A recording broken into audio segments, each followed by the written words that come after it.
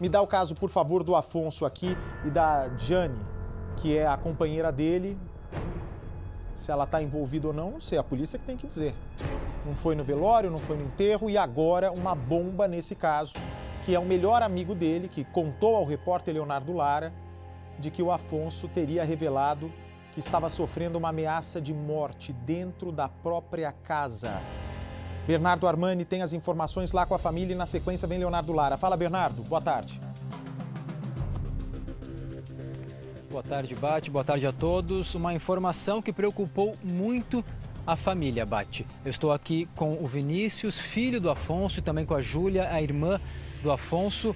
E nós, depois de tanto procurar pela Adjane, a companheira do Afonso, que foi a primeira pessoa a entrar aqui na casa do casal, que viu a porta aberta, que viu as manchas de sangue, que avisou os parentes do Afonso que ele estava desaparecido, até depois que o corpo foi localizado, ela simplesmente sumiu. Não está na casa da mãe aqui nessa chácara que fica no mesmo terreno. O irmão também não está mais em casa, o irmão da Adjane, mas hoje ela finalmente apareceu, Bate, ficou frente a frente com o Vinícius aqui. Ela estava com um carro que o Afonso havia acabado de comprar 2 meses antes, estava pagando ainda as parcelas e precisou devolver este veículo. Foi isso, Vinícius? Você que conseguiu contato com um filho dela? Isso, exatamente. Eu falei para ele, mandei mensagem para ele, mandei um áudio de voz explicando a situação do carro. Tinha entrado já em contato com o vendedor do carro e ele até respeitou a gente, mas depois ele entrou em contato. Então eu entrei em contato com ela o mais rápido possível, aí ele me retornou. E eles tiveram alguma resistência em encontrá-los ou em devolver o carro? Não, de maneira nenhuma. Ele já falou assim, é só marcar que a gente devolve o carro, sem problemas nenhum. Você ficou surpreso quando ela apareceu e desceu do veículo também? De certa forma, sim. Eu pensei que ela não ia aparecer, né?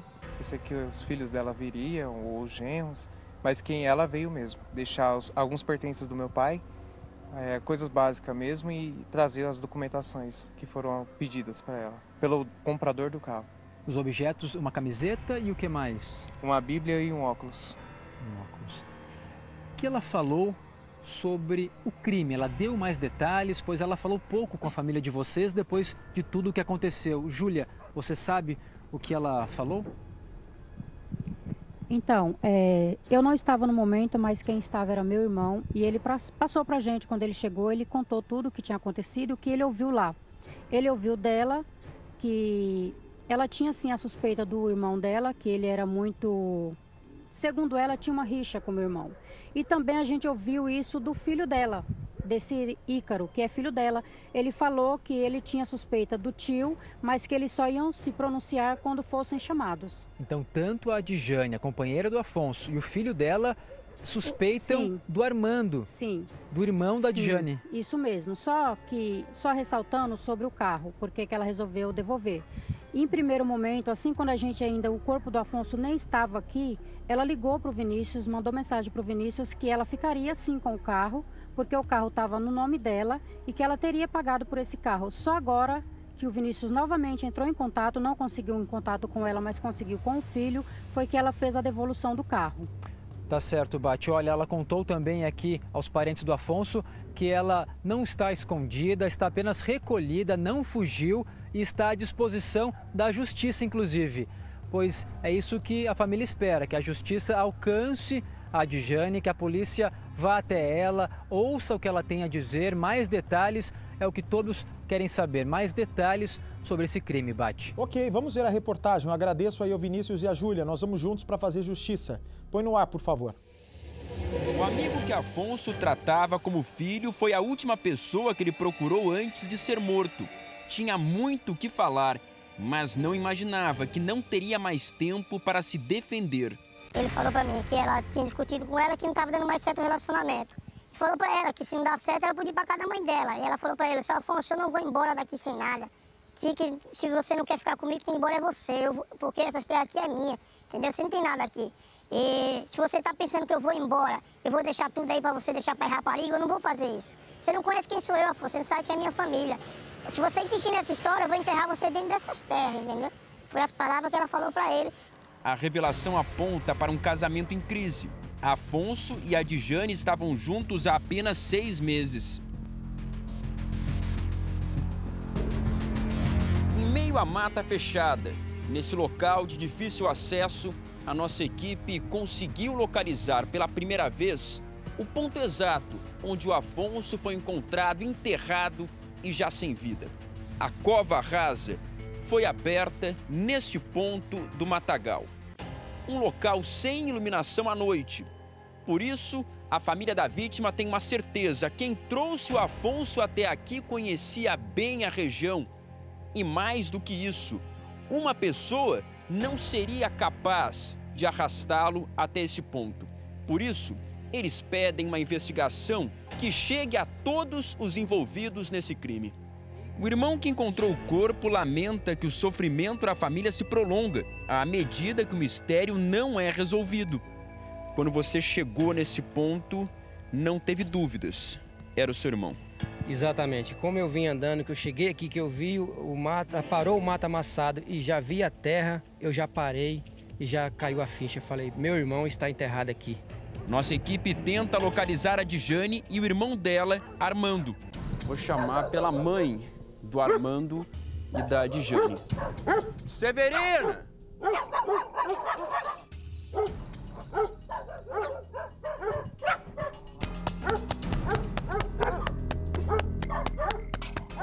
Severina! A família da vítima cobra explicações de Adjane sobre o áudio enviado por ela para a ex de Afonso, em tom de ameaça. Eu não sou bandida, certo? Já fui, mas não sou mais. Já fui da caminhada da correria, mas não sou mais. Não tô sendo mais, mas se precisar eu ir de novo, eu vou, certo? Porque a nossa honra vem em primeiro lugar, entendeu? O Anderson Rosa mostra pra gente essa trilha que eles abriram aqui para descer até o ponto onde abriram a cova rasa. Vocês não faziam ideia que seriam capazes de algo tão cruel. Não, eu nunca imaginei que um irmão meu ia passar por uma situação dessa, né? Porque eu acredito que a gente tinha uma família tão grande, ele estava sozinho naquele momento, sofrendo tanto e ninguém poder ajudar, né? João, vocês estavam fazendo as buscas quando imagino que se depararam com algo suspeito. Não havia isso nesse ponto. Mas como que foi possível chegar a esse local exato? Deixa eu te explicar. Aqui não é a cova. Isso aqui foi mexido. Isso aqui, eu estive aqui ontem, essa área estava normal. Alguém passou aqui e cavou e deu uma limpada, né? Alguma coisa aqui. A cova é mais adiante, é lá na frente. A impressão que dá é que mexeram aqui para eliminar alguma prova? Eu creio que sim, porque é exatamente aonde que ele desceu, né? Aqui desceram, eu creio que desceram arrastando ele aqui, ó, amarrado pelo pescoço, puxando, com as mãos para trás e arrastando ele aqui. Então, quando desceram com seu irmão, talvez deixaram algum indício aqui embaixo, algo que pudesse incriminar esses bandidos e por isso voltaram aqui para eliminar provas. O que a gente não consegue entender, até porque não sabe exatamente como fizeram isso, foi porque desceram por aqui e foram levar até esse outro ponto onde abriram a cova rasa.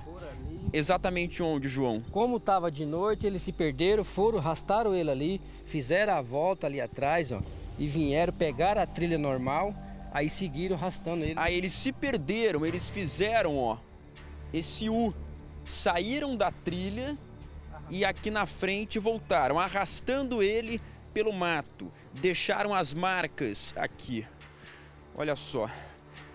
Lembrando que não tem qualquer ponto de iluminação aqui. A pessoa tem que conhecer exatamente esse local. A gente mesmo de dia, se não fosse a ajuda dos parentes, não conseguiria chegar até aqui. Seria impossível. Tudo isso ele foi arrastado, seu João? Foi, subiu arrastando ele aqui, eu seguindo as marcas com o celular, com a lanterna do celular, e eu acompanhando as marcas de sangue. Tem marcas de sangue aqui no caminho, né? Marca de sangue na hora estava fresquinho ainda, vi que tinha acabado de acontecer. Seu João, você foi seguindo essa trilha o capim amassado, o mato aberto para conseguir refazer esses últimos passos do seu irmão. Exatamente. Como eu já tinha vindo aqui nessa rocinha aqui com meu pai, eu já conhecia esse pedacinho dali para lá, mas daqui para cá eu não conhecia. Aí como eu vi o mato todo amassado, essas folhas caídas, igual vocês estão vendo aqui, ó, eu falei, não, é aqui. O caminho A impressão que dá quando a gente vê essa grama aqui, esse mato batido, é que ele foi arrastado por aqui. Ele não veio caminhando. Não veio caminhando, não veio. Ele veio arrastado. Agora não sei se já foi... sem vida? Eu acredito que sim, eu acredito que acabaram de eliminar ele ali naquele local ali onde é que a gente acabou de mostrar. A cerca de 10 metros daqui, onde havia mais acúmulo de sangue. Aqui também dá para ver. Olha só, não sei se você já tinha visto, seu João, há uma extensão aqui, me parece que o fio usado para amarrar o Afonso. Na casa, no dia do crime, a gente encontrou um ventilador que cortaram o fio que foi usado para amarrá-lo, mas certamente também pegaram essa extensão para conseguir imobilizar o seu irmão. Com certeza, porque a gente vê essa extensão, ela está com vários nó. Ela está com aqui, eu acredito que ele já estava todo, olha só, todo falecido. Aí o que aconteceu? Aí se soltou, como já não tinha mais, ele já estava morto, ele se soltou. Ó. Eu acredito que ele estava amarrado pelos braços aqui. Ó. Enquanto havia a tensão dele se proteger, estava segurando. Como veio arrastando de lá para cá, acabou se soltando, mas ele já estava amarrado com outras cordas mais potentes, entendeu? O que eu admiro é que a polícia não tenha recolhido esse material para passar por uma perícia, para saber se havia alguma impressão digital aqui nesse fio. Eu acredito que para poder ter feito isso com ele era só mesmo se fosse dormindo. Foi exatamente o que aconteceu com ele, pegaram ele dormindo, né? Porque... E mesmo assim, se arrastaram ele até aqui, apenas uma pessoa seria quase impossível. Então desistiram de abrir a cova nesse ponto, já que estava difícil, muitas raízes, e seguiram alguns metros à frente. Aqui nesse ponto, sim, os assassinos conseguiram abrir um buraco no chão. É uma cova rasa, onde a vítima foi colocada ainda amarrada e já sem vida. Quando você chegou nesse ponto, não teve dúvidas, era o seu irmão. Exatamente. Como eu vim andando, que eu cheguei aqui, que eu vi o mato, parou o mato amassado e já vi a terra, eu já parei e já caiu a ficha. Falei, meu irmão está enterrado aqui. Aí voltei, não encostei nem nada, voltei imediatamente. Aguardei a polícia chegar lá. Quando a polícia chegou, eu relatei para eles o que tinha acontecido. É um buraco que não é um tamanho suficiente, seu João, para conseguir colocar o corpo inteiro. Ele ficou com os braços para fora, pelo que a gente percebe aqui. Na verdade, não ficou com os braços para fora, sabe? Mas ficou bem rasinho mesmo, porque, como os polícias falaram, você tem uma enxada aí para a gente confirmar, para ver se tem um corpo lá mesmo? Eu falei, eu vou providenciar. No momento eu só passei a enxada bem, que eu já sabia que estava raso, porque pela quantidade de terra aí eu vi que estava raso. Aí eu fui fazendo devagarzinho, já encontrei o pé dele lá, e cavei mais para frente, encontrei a cabeça dele aqui. O policial falou, tampa e fecha e vamos sair daqui, se retira todo mundo. Aí nós voltamos todo mundo imediatamente lá para frente.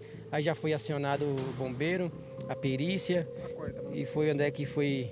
Olha só essa corda aqui que a gente encontrou, bem do lado da cova rasa. Eles chegaram a espalhar a terra aqui ao redor. Gabriel, você que trabalha aqui no campo, para abrir um buraco desses, no mínimo quanto tempo? Uns 30, 40 minutos. E a pessoa tem que entender. Tem que entender. Você vê que eles focaram só para só esconder mesmo, né? Não fizeram um negócio certinho ali. Fizeram uma valeta. Isso aí não é cova, é uma valeta isso daí, né? Meteram picareta para cima, inchada aí, abriram isso aí. Jogaram terra aqui também, onde tá ali, ó. E mesmo assim, a impressão que se tem é que eles não queriam esconder completamente, apenas adiar a localização do corpo. Espalharam terra aqui ao redor, certamente já premeditaram tudo o que fariam naquela noite com Afonso. Quando foram até a casa dele, não era apenas para uma briga ou uma discussão.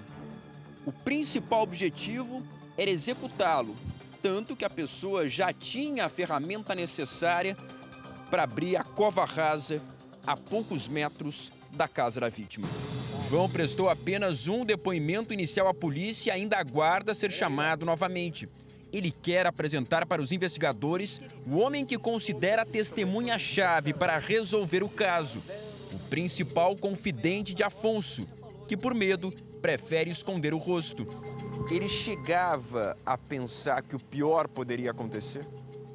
Ele pensava, só que eu acho que ele não acreditava, sabe? Ele sofria as ameaças, só que ao mesmo tempo eu via que ele desacreditava, assim, que ele achava que alguém não podia fazer isso, porque ele tinha um coração bom, era um homem de um coração bom, sabe? Então ele ao mesmo tempo ficava com medo, mas quando ele fazia as pazes com a mulher, ele esquecia tudo, sabe? Aquele cara do coração bom, entendeu? Aí isso que deixava... Tanto que já teve vez de ele vir relatar essas coisas pra nós, e no outro dia ele tá bem com ela, entendeu? No outro dia ele tá fazendo as pazes com ela. Entendeu? É altos e baixos, ela parecia manipular o Afonso. Manipulava o seu Afonso, entendeu? Manipulava ele completamente, né? E dava pra ver que isso não ia acabar bem. O último encontro dos dois amigos foi 3 dias antes do crime. Mas algumas semanas antes, Afonso já havia o procurado para relatar outra ameaça envolvendo diretamente o cunhado Armando. Antes da quinta-feira, uns 10 ou 12 dias atrás, ele já esteve procurando eu para conversar, né? E falava que quando ele tinha um atrito com a Dijane, o cunhado dele e a sogra vinham ameaçar ele, entendeu? Ficavam os 3 contra ele? Os 3 contra ele, vinha com ameaça pesada, entendeu? Que era para eles ir embora, que era para ele largar tudo aí, porque se ele insistisse na conversa de largar ela e querer ficar nas terras, não ia acabar bem para ele. Essa era a conversa do pessoal. A casa do Afonso ficou a 300 metros daqui. E nesse momento a gente conseguiu localizar a casa do Armando, o cunhado do Afonso. A gente vai tentar conversar com ele para passar limpo essa história de uma suposta rixa entre eles. Armando!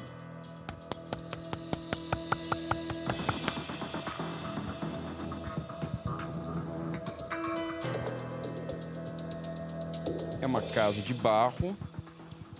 Os vizinhos garantem que ele estava aqui pelo menos até o dia do crime. E agora a gente voltou aqui, a luz tá ligada, olha só.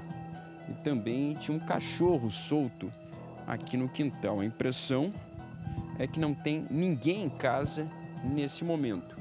Ali 2 veículos abandonados. São carros do Armando, segundo os vizinhos. E o ponto onde o Afonso foi encontrado sem vida, o Anderson Rosa mostra pra gente, é ali para baixo, ó, no meio daquelas árvores. Ninguém nos atende. Um dia antes, por telefone, Armando minimizou o atrito com o cunhado. A polícia chegou a conversar contigo, Armando? Chegou a conversar comigo. O que eles perguntaram, Armando? Eles perguntaram minha convivência com ele, se a gente andava brigando. Falei, não, a gente teve uma discussão, mas a discussão é besta, não chegamos nunca se agarrar um com o outro, ameaçar o outro, não. Não teve ameaça de nenhum lado? Não, nem de um lado nem do outro. Nunca falei que ia fazer alguma coisa com ele, ele nunca falou que ia fazer alguma coisa comigo. É que tem gente que está dizendo que houve uma ameaça. Não, aí o senhor sabe como é que é, né? Um fala uma coisa, outro fala outra e assim vai indo, né? A gente vai tentar mais uma vez localizar o Armando na casa da mãe dele, onde a Dijane também vivia antes de se mudar para aquela outra casa, construída pelo Afonso. Os cachorros já anunciam aqui a nossa chegada. São vários, tem pelo menos 5 cães aqui no quintal, o que dá a impressão que alguém precisa estar em casa, pelo menos para tratar dos animais. Vou chamar pela mãe do Armando e da Dijane. Severina!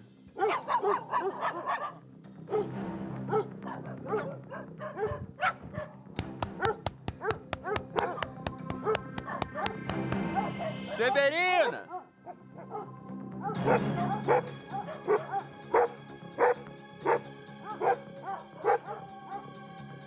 Estão vazios os potes da água dos cachorros, o que é preocupante e dá à casa um cenário de total abandono.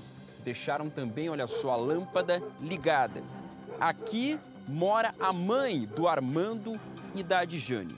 Nós viemos até aqui para tentar conversar com eles sobre as suspeitas levantadas pela família do Afonso. Só que não encontramos ninguém.